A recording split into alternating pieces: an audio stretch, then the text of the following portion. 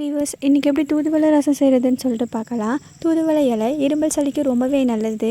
இப்போ ரசம் வைக்கிறதுக்கான ஒரு பேஸ்ட்டை ரெடி பண்ணிக்கலாம்.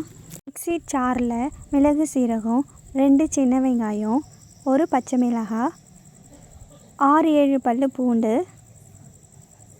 தூதுவளை இலை இதை சேர்த்துட்டு நான் நல்லா கிரைண்ட் பண்ணி எடுத்துக்கிறேன். 2 கிளாஸ் தண்ணீர் விட்டு ஒரு எலுமிச்சைப்பழ சைஸில் புளியை கரைச்சி நான் வச்சுக்கிட்டேன். இதில் 2 தக்காளி பழத்தை நல்லா கரைச்சி விட்டுக்கிட்டேன். தேவையான அளவுக்கு உப்பு சேர்த்துக்கிட்டேன். ஒரு சின்ன துண்டு பெருங்காயம் சேர்த்துக்கிட்டேன். தேவையான அளவுக்கு மஞ்சள்தூள், கொத்தமல்லி, கறிவேப்பிலை, அப்புறம் கிரைண்ட் பண்ண பேஸ்ட்டையும் நான் சேர்த்துக்கிட்டேன்.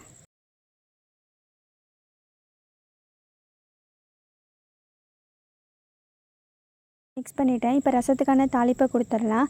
அதுக்கு கடாயில் கொஞ்சம் எண்ணெயை ஊற்றி கடுகு போட்டு, கடுகு பொரிஞ்சதுக்கப்புறம் 2 பட்டை மிளகாவை போட்டு, கொஞ்சமாக கருவேப்பிலையை போட்டு ரெடி பண்ணியிருக்கிற ரசத்தை அதில் ஊற்றிடலாம். ஊற்றினதுக்கப்புறம் கொஞ்சம் கொதி வர ஸ்டேஜில் அதை நம்ம ஆஃப் பண்ணி எடுத்து வச்சுக்கலாம். அதில் லாஸ்ட்டில் கொஞ்சம் பச்சை தண்ணி விட்டு லைட்டாக ரசத்தில் ஆட் பண்ணிக்கலாம். இதுதான் தூதுவளை ரசம்.